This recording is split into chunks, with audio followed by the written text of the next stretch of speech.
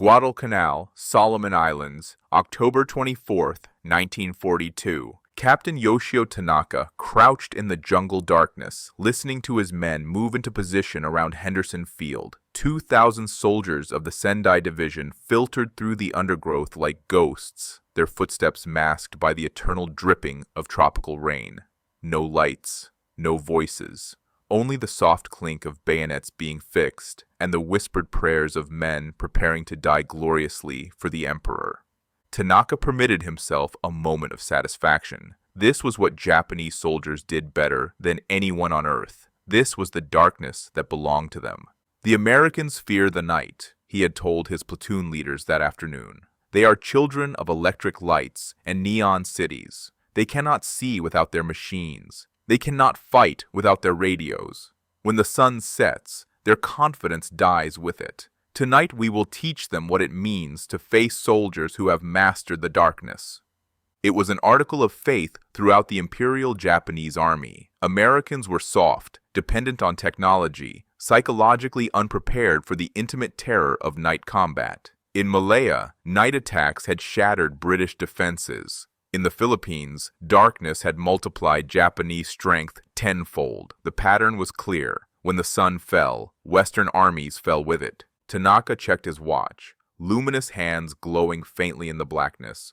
0100. The attack would begin in 30 minutes. By dawn, Henderson Field would be Japanese. The Americans would be dead or fleeing to their ships. The campaign for Guadalcanal would be over. He looked toward the American perimeter, invisible in the darkness. Somewhere beyond those trees, men were sleeping. Men who didn't know that 2,000 bayonets were about to descend upon them. They are blind, Tanaka whispered to his sergeant. They are deaf. They sit behind their wire and believe it will protect them. They do not understand that the night belongs to us. What Captain Tanaka didn't know, what he would begin to learn in approximately 27 minutes, was that the Americans on that perimeter were not sleeping. They were not blind. And they had been preparing for exactly this moment with a methodical intensity that would have terrified him had he understood it. Within the hour, Tanaka would be dead. So would 1,500 of his fellow soldiers, cut down in a killing ground that turned Japanese night-fighting doctrine into a suicide pact. The men who had mastered the darkness would discover that the Americans had not merely learned to fight at night. They had learned to own it. The children of electric lights were about to demonstrate what happened when you brought that light to the battlefield. And the lesson, once begun, would never stop. Japanese confidence in night combat was not arrogance. It was doctrine, forged through decades of preparation and proven across a dozen battlefields. Since the 1920s, the Imperial Japanese Army had recognized a fundamental problem. Japan could not match Western industrial powers in firepower. American factories could produce more artillery, more tanks, more aircraft than Japan could ever hope to manufacture. In a daylight battle of materiel against materiel, mathematics favored the enemy. The solution, Japanese strategists concluded, was to fight a different kind of war, one where industrial advantage meant nothing. Night combat became the equalizer. Colonel Masanobu Tsuji, one of the architects of Japan's early Pacific victories, articulated the doctrine in a 1941 training manual that circulated throughout the Imperial Army. In darkness, the enemy's machines are blind. His artillery cannot find targets. His aircraft cannot fly. His tanks cannot maneuver. Only the soldier remains. And in contests of soldiers, Japanese spirit will always prevail. The night is our ally. We must embrace it as a weapon. The training that followed this philosophy was brutal and comprehensive. Japanese infantry units conducted night exercises that would have been considered reckless by Western standards. Soldiers navigated jungle terrain in total darkness, maintaining formation by touch and sound alone. They practiced silent movement until a battalion could advance a kilometer without a single detectable noise. They rehearsed attacks with bayonets fixed, closing to hand-to-hand range before the enemy knew they were present. The results, in the war's opening months, seemed to validate everything the doctrine promised. In Malaya, Japanese night attacks shattered British defensive positions that had been considered impregnable. The fortress of Singapore, armed with heavy guns, protected by elaborate defenses, garrisoned by 85,000 troops, fell in 70 days. its defenders psychologically broken by an enemy who seemed to materialize from the darkness without warning. British soldiers reported hearing nothing, seeing nothing, until Japanese bayonets were already among them. In the Philippines, the pattern repeated. American and Filipino forces, dug into prepared positions with superior firepower, found their advantages meaningless after sunset. Japanese infantry infiltrated defensive lines in the darkness, appearing behind units that believed themselves secure, turning orderly retreats into panicked routes. The fall of Bataan owed as much to psychological collapse as military defeat. Men who could not sleep, could not rest, could not escape the terror of an enemy who owned the night. Lieutenant General Masaharu Hama, commanding the Philippines invasion, summarized the lessons in a report to Imperial General Headquarters in April 1942. American soldiers fight well in daylight when supported by their weapons. At night, without these supports, their effectiveness decreases by half or more. Our night attacks have achieved results far exceeding our numerical strength. This advantage must be exploited in all future operations. The assessment was shared at the highest levels. Imperial General Headquarters incorporated night attack doctrine into planning for every major Pacific operation. Japanese units deploying to Guadalcanal in the autumn of 1942 received specific instructions emphasizing nocturnal offensive operations. Intelligence summaries assured commanders that the Americans on the island were exhausted, demoralized, and vulnerable to the tactics that had broken their countrymen in the Philippines. Major General Kiyotake Kawaguchi, commanding the first major reinforcement sent to Guadalcanal, expressed the prevailing confidence in a message to his officers on September 10, 1942. The enemy is clinging to a small perimeter around their airfield. They are few in number and far from home. They have experienced nothing like the night attacks that conquered Malaya and the Philippines. When we strike from the darkness, they will break as their allies broke before them. Victory is certain. His certainty was grounded in experience. Japanese forces had conducted night attacks against Western armies for 10 months without a significant failure. Every engagement had confirmed the doctrine. Every victory had reinforced the belief that American soldiers, raised in comfort, dependent on technology, unfamiliar with the intimate violence of bayonet combat, could not withstand the psychological pressure of fighting blind. They will fire wildly into the darkness, Colonel Tsuji predicted in a planning conference before the Guadalcanal operations. They will waste ammunition on shadows. They will shoot each other in their panic. And when their rifles are empty and their nerves are broken, our soldiers will be among them with steel. This is how we have always won. This is how we will win again.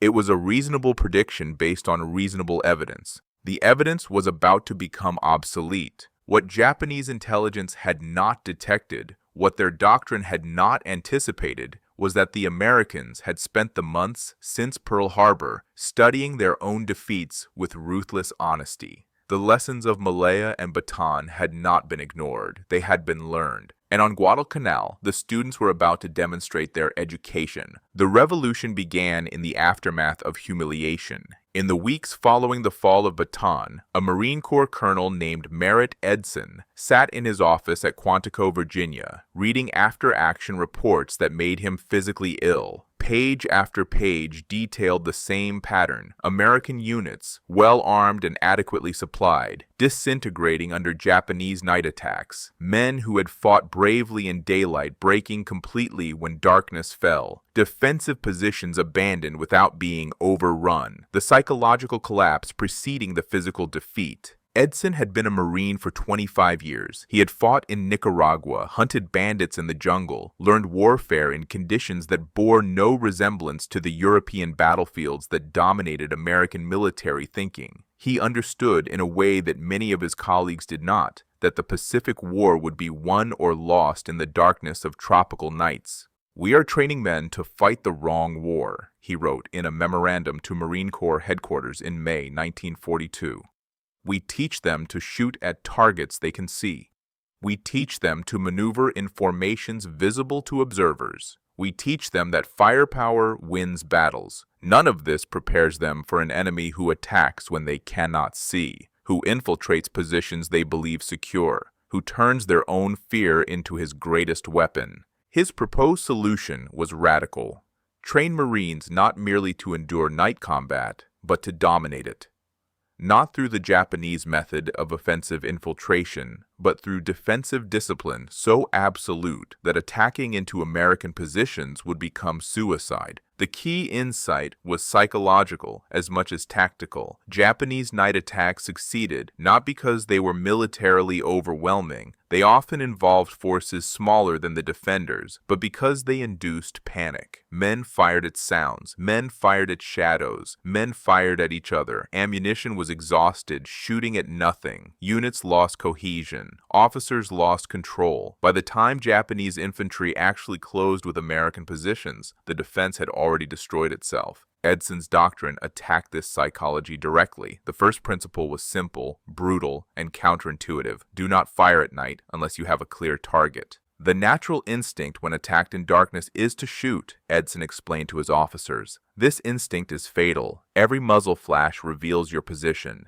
Every wild shot wastes ammunition you will need when the enemy actually appears. Every bullet fired at nothing increases the chaos the enemy is trying to create. We must train men to overcome their instincts, to lie still in the darkness, to listen, to wait, to kill only when they can see what they are killing.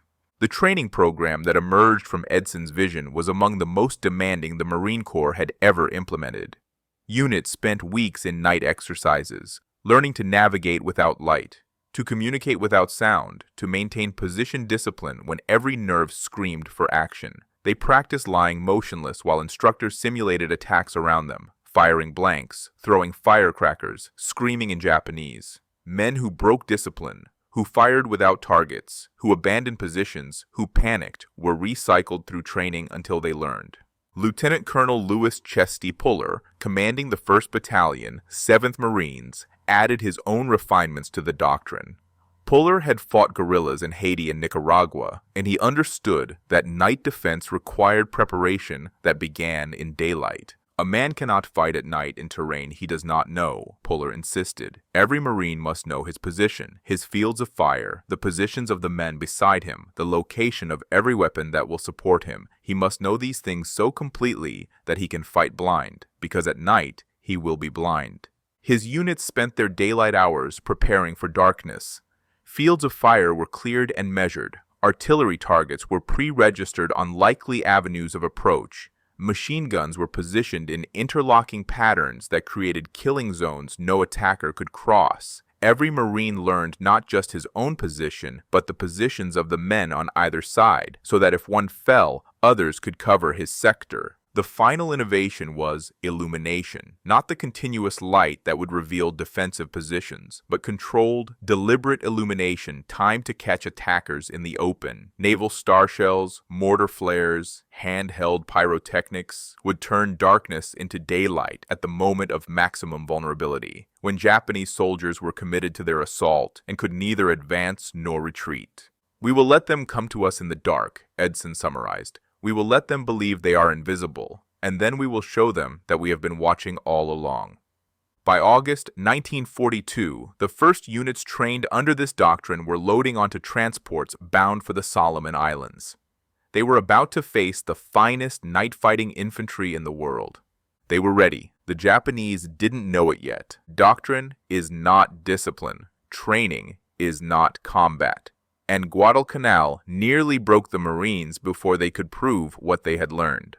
The first weeks on the island were a disaster that Japanese intelligence interpreted as confirmation of everything they believed about American soldiers. On August 12, 1942, 5 days after the initial landings, Lieutenant Colonel Frank Goettinger led a patrol of 25 men into the jungle west of the American perimeter. They were investigating reports of Japanese soldiers willing to surrender. It was a night mission, conducted by men who had trained for exactly this kind of operation. None of them came back. The patrol landed by boat after dark and walked directly into an ambush. Japanese troops, waiting in prepared positions, let the Americans advance into a killing zone before opening fire. The Marines fought for hours in the darkness. Exactly the kind of confused, close-range night battle their training was supposed to prevent. By dawn, only 3 men had escaped. Goetke and 21 others were dead, some of them killed with bayonets after their ammunition ran out. The Japanese commander who had orchestrated the ambush, Captain Yoshimi Shibuya, sent a report to his superiors that afternoon.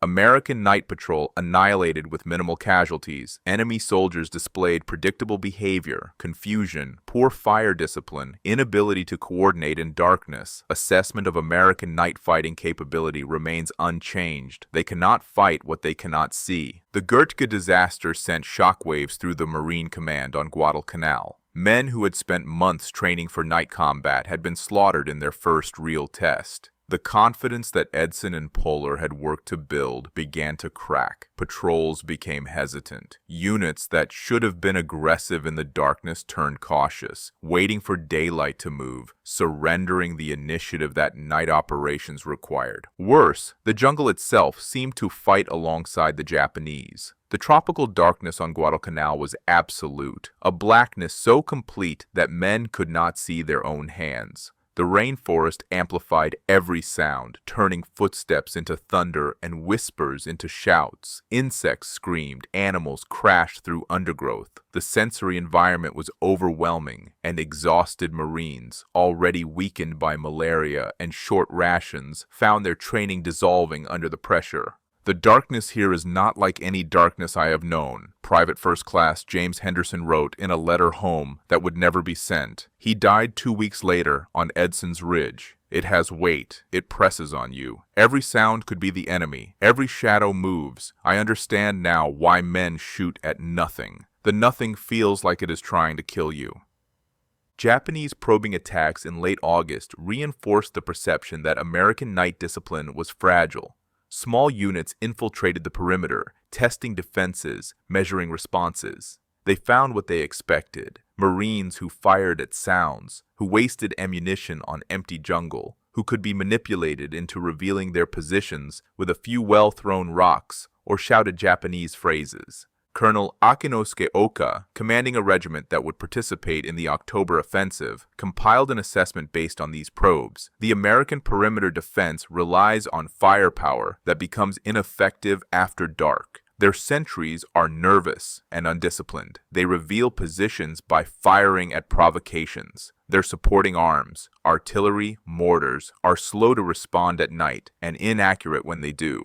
A determined night attack, properly coordinated, will penetrate their lines within minutes. The assessment circulated through Japanese units preparing for the major offensive planned for mid-September. Confidence was high. The Marines on Guadalcanal were behaving exactly as Americans had behaved in the Philippines: scared, reactive, psychologically vulnerable. The pattern was holding. Even within the Marine Command, doubts festered. Major General Alexander Vandegrift, commanding the 1st Marine Division, privately worried that his men were not ready for what was coming. The training had been good, but training against simulated attacks was not the same as holding position, while real Japanese soldiers came screaming out of the darkness with real bayonets. "We have taught them the doctrine," Vandegrift wrote in his diary on September 10th. "Whether they can execute it when the moment comes, when the fear is real, when the man beside them is dying, when every instinct demands they run, this I do not know. This no one can know until it happens." The moment would come in 48 hours. On September 12th, Japanese forces under Major General Kawaguchi began their assault on the American position at Lunga Ridge, soon to be known as Edson's Ridge, or Bloody Ridge, or simply the place where the doctrine was proven in blood. The Marines dug in along that ridge were exhausted, understrength, and acutely aware that they were about to face the most feared night fighters in the world. They were also about to discover whether everything they had learned would hold when the darkness came alive. The Japanese were about to discover the same thing. Only one side would survive the lesson. Edson's Ridge, Guadalcanal, September 13th, 1942, 0130 hours. Private First Class. John Sweeney pressed his face into the mud and listened to the jungle die. For 10 minutes the night sounds had been fading, the insects going silent, the birds falling quiet, the endless dripping of rain tapering to nothing. Sweeney had been on Guadalcanal long enough to know what that silence meant. The jungle went quiet when something was moving through it. Something large, something close. He gripped his M1 Garand and fought the urge to raise his head, to peer into the darkness, to do something other than lie motionless in a foxhole that suddenly felt like a grave. Every nerve screamed at him to move, to shoot, to run. The training screamed louder, "Stay down, stay quiet, do not fire until you have a target." Somewhere to his left, he heard Colonel Edson's voice, calm, almost conversational, moving along the line. "Hold your fire, Marines. Let them come. Hold your fire." Then the darkness exploded. Japanese soldiers burst from the tree line screaming, a sound Sweeney would hear in his nightmares for the rest of his life. Not words, not war cries, just a sustained, inhuman shriek designed to shatter nerves before bayonets shattered bodies, hundreds of voices merging into a single wall of sound that seemed to come from everywhere at once. Muzzle flashes erupted along the ridge as Marines broke discipline, firing into the darkness at shapes they couldn't see, at sounds they couldn't locate. Sweeney felt his finger tighten on the trigger, felt the overwhelming need to join them, to shoot at something, anything. "Hold your fire!" Edson's voice cut through the chaos. "Hold your goddamn fire!" Sweeney's finger relaxed. He pressed deeper into the mud. He waited. The Japanese kept coming. He could hear them now, footsteps crashing through undergrowth, officers shouting commands, the distinctive click of bayonets against rifle stocks. They were close, 50 meters, 40. He still couldn't see them. Then the ridge turned white. Naval star shells burst overhead, fired from destroyers offshore, transforming midnight into noon. In that sudden blinding illumination, Sweeney saw what was coming for him. 300 Japanese soldiers packed into a corridor barely 100 meters wide, caught in the open, frozen for one terrible instant like photographs of their own deaths. He saw their faces, mouths still open in screams, eyes squinting against the light, bayonets extended toward positions they could no longer reach unseen. Fire! The ridge erupted. Not the wild, scattered shooting of men firing at shadows, but the concentrated, deliberate violence of interlocking machine guns and aimed rifles executing a prepared killing zone. Tracers drew geometric lines through the illuminated air. Japanese soldiers fell in rows, in clusters, in individual spasms of impact. The men behind them stumbled over the men in front. The charge became a pile. The pile became a massacre. Sweeney fired 8 rounds in perhaps 5 seconds, each one aimed at a specific target, each one hitting something human. He ejected the clip, inserted another, kept firing. The M1's ping as each clip emptied became a rhythm along the line. Ping, reload, fire, ping, reload, fire. Mechanical, methodical, nothing like the panic the Japanese had expected. The star shells burned out. Darkness returned. The screaming stopped, replaced by moaning, by the wet sounds of men trying to crawl away with wounds that wouldn't let them. "Cease fire! Cease fire on the line!" Silence. Or something like it. Sweeney's ears rang. His hands shook. The mud beneath him had mixed with something warmer, something leaking down from the ridge above.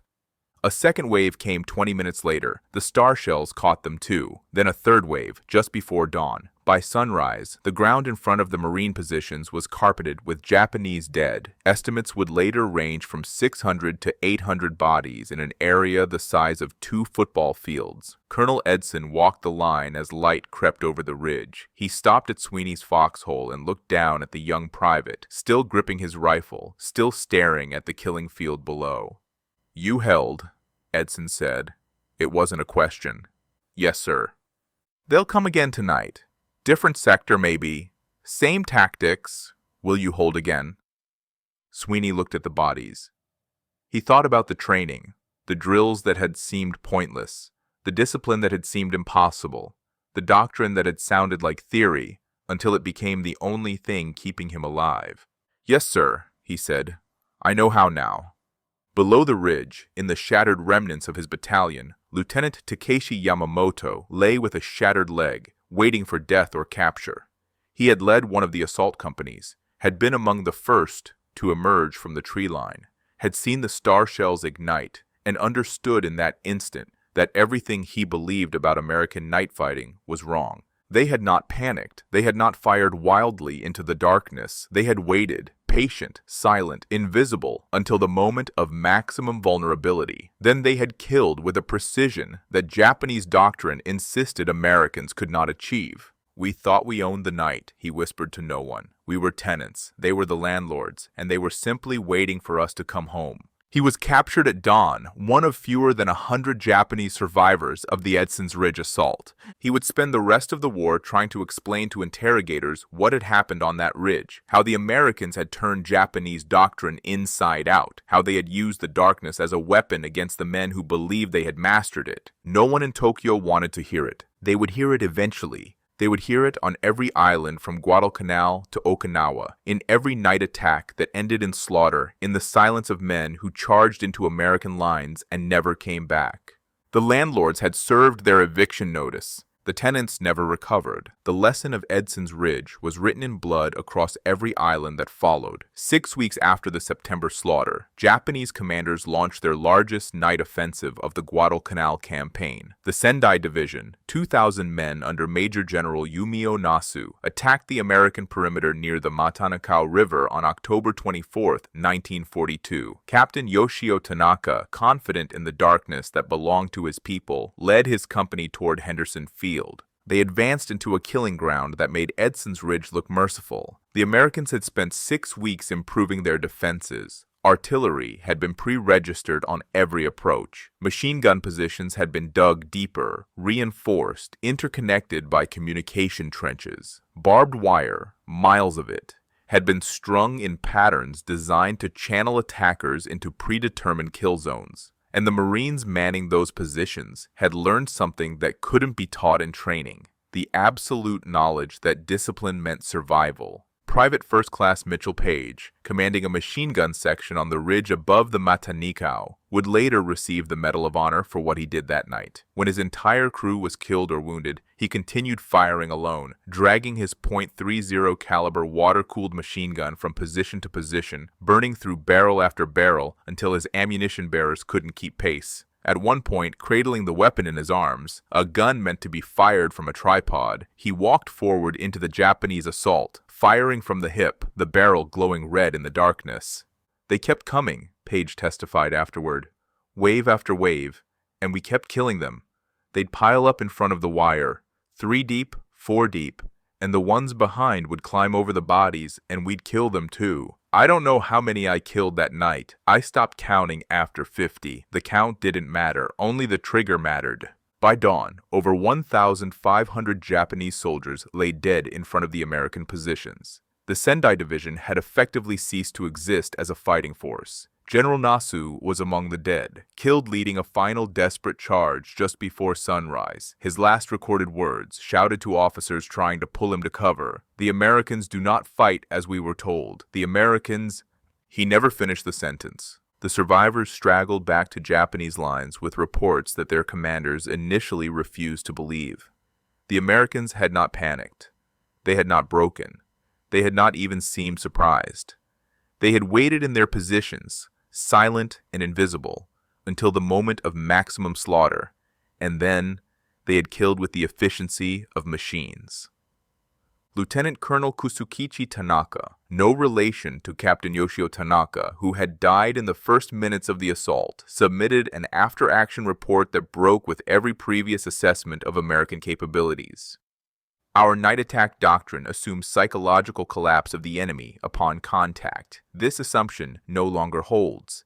American forces on Guadalcanal have developed defensive techniques specifically designed to defeat our methods. They do not fire at sounds. They do not reveal positions. They use illumination at moments of our maximum exposure. Their interlocking fires create zones of absolute death that cannot be crossed regardless of courage or numbers. Continuing night assaults against prepared American positions is not tactics. It is suicide." The report was classified and buried. High command in Tokyo could not accept that their doctrine, the doctrine that had conquered half of Asia, had been rendered obsolete by an enemy they had dismissed as soft. But the men in the field knew, and knowing changed nothing, because Japanese military culture offered no alternative. Honor demanded attack. Doctrine prescribed night assault. Officers who suggested otherwise were cowards. And so the attacks continued, each one feeding more bodies into killing grounds that grew more sophisticated with every engagement. Cape Gloucester, Saipan, Guam, Peleliu. Each island added refinements to the American system and corpses to the Japanese count. Radar-directed artillery joined naval illumination, allowing defenders to track approaching forces in total darkness. Trip flares replaced star shells in forward areas, triggering automatically when wires were disturbed. Interlocking machine gun positions evolved into elaborate defensive networks, where no attacker could advance without exposing his flank to at least two weapons. On Saipan in July 1944, the largest banzai charge of the Pacific War, over 4,000 Japanese soldiers slammed into American lines near Tanapag. The defenders, 105th Infantry Regiment, had less than 8 hours warning to prepare. It didn't matter. By dawn, over 4,300 Japanese lay dead. American casualties, 650. Sergeant Hiroshi Funasaka, one of fewer than 100 Japanese survivors, was captured 3 days later, delirious with thirst and blood loss. Interrogators asked him what had gone wrong. "Nothing went wrong," he said. "Everything went exactly as we planned. We achieved surprise. We penetrated the first line. We fought with courage that should have broken any enemy." His voice dropped to a whisper. But they did not break. They were waiting for us. All of them. Every gun. Every rifle. It was as if they knew we were coming, knew where we would attack, knew exactly how to kill us. We charged into a machine. Machines do not feel fear. Machines do not break. Machines only kill. He was silent for a long moment. We were taught that the Americans could not fight at night. We were taught that darkness belonged to the Japanese soldier. We were taught lies. The darkness does not belong to us. It belongs to whoever prepares for it best, and they prepare better than we ever imagined. The preparation was about to reach its final, terrible form. On Okinawa, the last great battle of the Pacific, the Americans would demonstrate that they had not merely learned to defend at night, they had learned to hunt. The mathematics of Japanese night attack doctrine collapsed into a simple, devastating equation: bodies in, bodies out.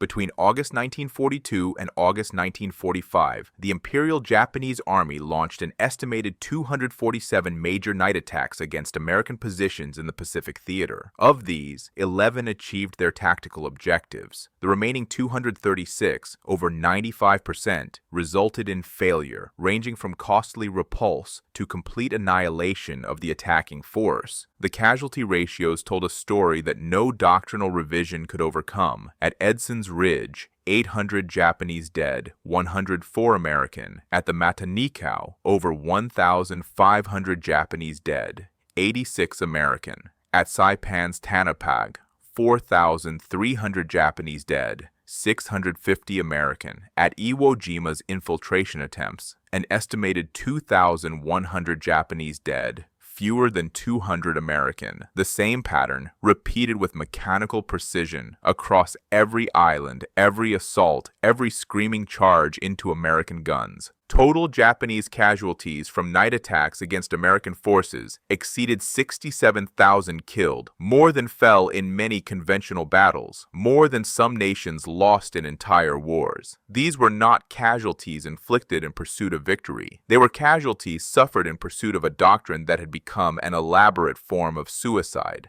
The contrast with early war results was staggering. In Malaya, Japanese night attacks had achieved casualty ratios of better than 10-1 in their favor. In the Philippines, the ratio had approached 8-1. Against the Americans on Guadalcanal and beyond, the ratio inverted completely, approaching 10-1 against the attackers in prepared defensive scenarios. The Imperial Japanese Army had taken its greatest tactical advantage and transformed it into a reliable method of self-destruction. Post-war interrogations and memoirs revealed that Japanese commanders understood what was happening and were helpless to stop it. Lieutenant General Tadamichi Kuribayashi, the brilliant defensive strategist who commanded Iwo Jima, explicitly forbade traditional banzai charges in his operational orders. "Night attacks against American prepared positions will not be conducted," he wrote. "Such attacks waste lives without commensurate damage to the enemy." We will fight from fortifications, inflict maximum casualties, and sell our lives at the highest possible price. We will not throw those lives away in charges that accomplish nothing." His officers obeyed until the final days of the battle, when organized resistance collapsed and desperate survivors reverted to the only tactics they knew. The results were predictable. Over 800 Japanese soldiers died in scattered night attacks during Iwo Jima's last week. American casualties from these attacks, fewer than 90. Colonel Hiromichi Yahara, senior operations officer on Okinawa and one of the few high-ranking Japanese officers to survive the battle, provided the most comprehensive post-war analysis of what had gone wrong. "We continued night attacks long after they had proven ineffective because our military culture could not abandon them. The attack, the charge, the decisive engagement, these were the essence of Japanese martial spirit. To suggest defensive warfare, to counsel patience, to argue for tactics that did not emphasize spiritual courage, this was unacceptable. Officers who recommended alternatives were accused of cowardice. And so, we continued to send men into American guns, knowing they would die, because honor demanded we send them." He paused, then added, "The Americans understood something we did not. They understood that war is not a test of courage, it is a test of systems. They built a system for fighting at night, illumination, interlocking fires, fire discipline, prepared positions, and they perfected it through experience. We had courage. They had method. Method defeated courage every time." Enlisted survivors offered testimony that stripped away any remaining illusion about Japanese night-fighting superiority. Corporal Shigeru Nakamura had participated in 3 separate night attacks during the Guadalcanal campaign. He was wounded in the 3rd and captured the following morning. "The first attack, I believed we would win. The Americans would panic, as we had been told. They did not panic. They killed most of my company. The second attack, I hoped we might succeed if we were faster, quieter, more determined. We were all of those things. They killed most of my company again. The third attack, I knew we would die. I went anyway because there was no alternative. A Japanese soldier does not refuse to attack." He showed the interrogator his wounds, shrapnel scars across his chest and abdomen from an artillery shell that had burst directly above him. The shell came from nowhere. One moment darkness, the next brighter than noon, and then the explosion. They could see us the whole time. They were watching us walk toward them, counting us, waiting for the moment when we could not escape. And then they killed us. It was not combat. It was extermination. Perhaps the most haunting admission came from Major Takeo Yamauchi, who had served as an instructor at the Nakano School, Japan's elite intelligence and special operations training center, before deploying to the Philippines in 1944. "I taught night fighting techniques for 3 years," he told American interrogators. "I taught thousands of men how to move in darkness, how to attack silently, how to exploit the enemy's fear. I believed absolutely in what I taught. I believed the night belonged to the Japanese soldier." He fell silent for a long moment.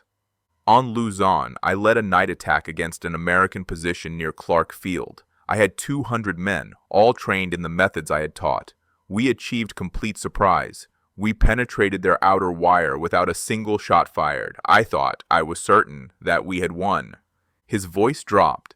Then the flares went up, then the machine guns. My men died in the wire, in the open ground, at the edge of their foxholes. They died reaching for enemies they could suddenly see but could not touch. 200 men, 19 survived. I survived only because a corpse fell on top of me and the Americans thought I was dead. He looked at his interrogator with eyes that held no defiance, only exhaustion. "I spent 3 years teaching men how to own the night. The Americans spent 3 years learning how to take it from us. They were better students than we were teachers. That is the only explanation I have. That is the only explanation there is." The evidence was overwhelming, the testimony unanimous, the conclusion inescapable. The nation that had built its Pacific strategy on night-fighting superiority had been systematically, comprehensively, and irreversibly defeated at its own specialty. The children of electric lights had not merely learned to fight in darkness. They had learned to make the darkness their own. Henderson Field, Guadalcanal, October 26, 1942. Corporal William Dietrich walked the killing ground at dawn, stepping carefully between the bodies. There were so many of them, stretched across the mud and the wire and the torn jungle grass, lying in heaps where machine guns had caught them, scattered individually where artillery had found them alone. Japanese soldiers in mud-caked uniforms, their faces frozen in expressions that ranged from fury to surprise to something that looked almost like peace. The smell was already building, that thick, sweet rot that would define Guadalcanal in the memories of every man who fought there. Dietrich's sergeant had sent him to collect documents, maps, orders, diaries, anything that might tell intelligence what the enemy was planning next. It was grim work, searching corpses, but someone had to do it. And Dietrich, at 19 years old, had already learned that war was mostly grim work, punctuated by moments of terror. He found the captain near the outer wire, tangled in barbs that had stopped his charge 10 meters short of the Marine positions. The officer's sword, still gripped in his right hand, had bent against a fence post. His left hand clutched a pistol that had never been fired. He had died reaching for an enemy he never touched. Dietrich searched the body methodically. A photograph of a woman, wife perhaps, or sister, a small shrine amulet, a folded letter covered in characters he couldn't read, and tucked inside the tunic, a leather-bound notebook filled with neat, precise handwriting. He couldn't read Japanese, but he'd been told to collect everything, so he took the notebook and moved on. The diary of Captain Yoshio Tanaka would eventually be translated at Pacific Fleet Intelligence Headquarters in Hawaii. Most of it was operational, unit movements, supply concerns, the mundane business of commanding men in a war zone. But the final entry, dated October 24, 1942, caught the translator's attention. "Tonight we attack. The Americans fear the night. They are children of electric lights and neon cities. They cannot see without their machines. When the sun sets, their confidence dies with it. Tonight, we will teach them what it means to face soldiers who have mastered the darkness." The translator, a Nisei lieutenant named George Hayashi, who had lost cousins on both sides of this war, added a marginal note that would be preserved in the archive alongside the original document. Captain Tanaka was killed approximately 90 minutes after writing this entry. His company of 147 men suffered 143 killed and 4 captured. American casualties in his sector, 11 wounded, 2 killed. His assessment of American night fighting capability appears to have been significantly in error. Significantly in error. The bureaucratic language of intelligence analysis applied to a man's final hours, his final thoughts, his final certainty dissolving in star shells and machine gun fire. Tanaka had believed the night belonged to Japan. He had believed it so completely that he had walked into American guns without doubt, without hesitation, without any suspicion that the darkness he trusted had betrayed him. He was not alone. Across the Pacific, from Guadalcanal to Okinawa, Japanese officers wrote similar entries in similar diaries. Confident assessments of American weakness recorded hours before American firepower erased them from the earth. The archives bulged with the last thoughts of men who died certain they understood their enemy. They never did. In 1952, the U.S. Marine Corps published a classified study of night fighting doctrine in the Pacific War. The document, based on after-action reports, interrogation transcripts, and captured enemy materials, ran to over 400 pages. Its conclusion, stripped of military jargon, was simple. Japanese night attack doctrine was premised on the assumption that American forces would respond to darkness with fear, confusion, and loss of unit cohesion. This assumption, valid in the war's early months, became progressively more inaccurate as American units developed and refined counter-tactics. By mid-1943, Japanese night attacks against prepared American positions consistently resulted in catastrophic losses for the attackers with minimal impact on the defenders. The Japanese military's inability to adapt its doctrine to this reality contributed significantly to the disproportionate casualty ratios observed throughout the Pacific Campaign. The study noted with clinical detachment that Japanese commanders continued ordering night attacks long after the evidence of their futility had become overwhelming. Cultural factors, the authors suggested, prevented adaptation. The attack was sacred. The charge was honorable. The alternative, defensive warfare, tactical patience.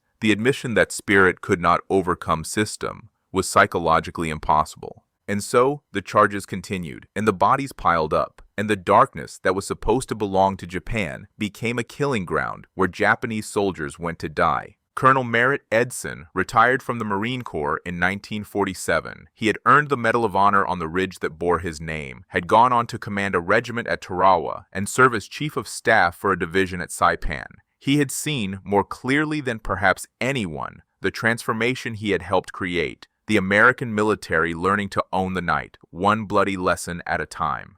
In 1955, he was invited to address a class of junior officers at Quantico, the same base where he had first written his memorandum about training men for the wrong war. His remarks were not recorded, but several attendees took notes. One passage was quoted repeatedly in the memoirs of men who heard it. The Japanese believed they were night fighters because they had trained for it, because they valued it, because their culture celebrated it. They were wrong. Being a night fighter is not about what you believe. It is about what you do when you cannot see, cannot hear, cannot know what is coming for you. It is about discipline when every instinct screams for action. It is about patience when patience feels like cowardice. It is about trusting the man beside you to hold his position even when the darkness is full of screaming and steel. He paused, the attendees recalled, and looked out the window at the Virginia hills. The Japanese owned the night because no one had ever taken it from them. We took it, not because we were braver, not because we were better soldiers, because we studied our own failures, built systems to address them, and trained men until the systems became instinct. That is how you win a war, not with spirit, with preparation, not with courage, with discipline. He turned back to the class. The darkness does not belong to anyone. It belongs to whoever is ready for it. Be ready. Private First Class. John Sweeney survived Guadalcanal. He survived Cape Gloucester and Peleliu, where he was wounded badly enough to be shipped home. He married a girl from his hometown in Pennsylvania, raised 3 children, worked for 31 years at a steel mill, and rarely spoke about the war. But once, near the end of his life, his grandson asked him what he remembered most about fighting the Japanese. Sweeney was quiet for a long time. Then he said, "I remember the sound they made when they attacked at night. That screaming. It was supposed to scare us. First time I heard it, it did. It scared me so bad I thought I'd run. But I didn't run. I stayed in my hole and I waited, like they taught us. And when the flares went up, I saw them, all of them, caught in the light, and I understood something." He looked at his grandson. They were more scared than we were. They were running at us in the dark, screaming to keep their own courage up, hoping we'd break before they reached us. But we didn't break. We just waited. And when the light came, we could see their faces, and they weren't warriors. They were just boys like me, who'd been told the darkness would protect them. His voice dropped. It didn't protect them. Nothing protected them. They came out of the night, and we sent them back into it, permanently, every single time. He was quiet again. They thought they owned the dark. They were wrong. Nobody owns the dark. You just learn to live in it. And we learned better than they did. Captain Yoshio Tanaka's diary sits today in a climate-controlled archive in Washington, D.C., alongside thousands of similar documents collected from the Pacific War. His final entry, the confident prediction about American fear, American weakness, American blindness, is sometimes included in academic studies of cultural assumptions in military planning. He had been so certain. They had all been so certain. The night belongs to us. It was the last thing he believed, and the first thing the war disproved. He died reaching for enemies he couldn't touch, killed by men he couldn't see, undone by a darkness he thought he understood. The children of electric lights had learned his lesson better than he ever knew it. And when they turned on those lights, the star shells, the flares, the burning illumination that transformed night into noon, they revealed a truth that Japanese doctrine could never accept. The darkness doesn't belong to those who love it. It belongs to those who are ready for it. The Americans were ready, and in the end, that made all the difference.